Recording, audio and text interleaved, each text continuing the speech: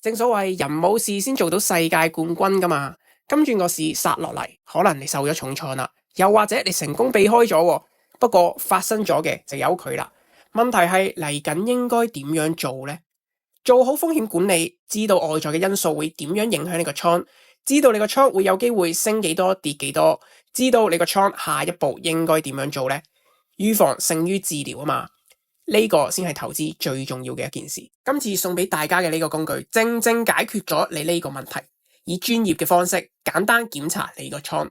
市面上投資師可能係第一個用專業工具幫你做風險管理嘅人。你唔識做唔緊要，你唔需要一分一毫，你唔需要請 asset manager， 亦都唔需要有幾百萬嘅入場費去買基金。而家只需要撳幾個掣，已經可以免費享有呢項機構級嘅專業服務，定期幫你個倉做風險管理。評估你個倉嘅危險位喺邊度呢？有啲乜嘢地方可以改善嘅呢？重點係為咗避免下一次個倉再受重創啊嘛！仲等咩啊？快啲入網站幫你啲錢做身體檢查啦！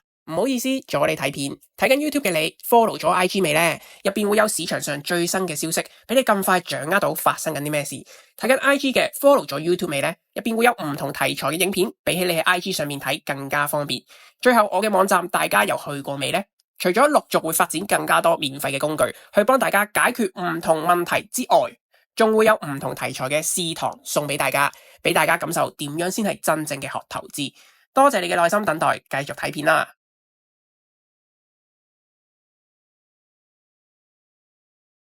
入咗個網之後，左上角打開個目錄，撳入工具，然後第二項嘅工具 Portfolio 身體檢查，撳個開始。然後逐項輸入你嘅持倉以及股數，撳個加號就可以輸入另一個持倉啦。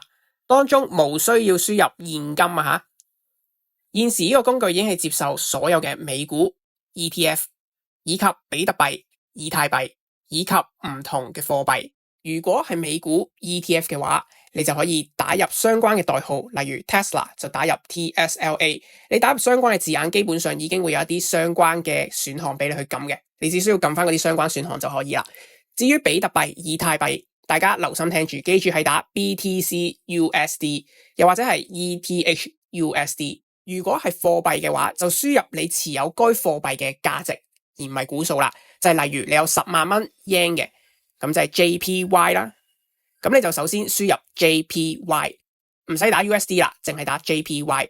數量咧就輸入啱啱你持有嘅價值，例如你話10萬蚊 JPY， 你就打翻10萬。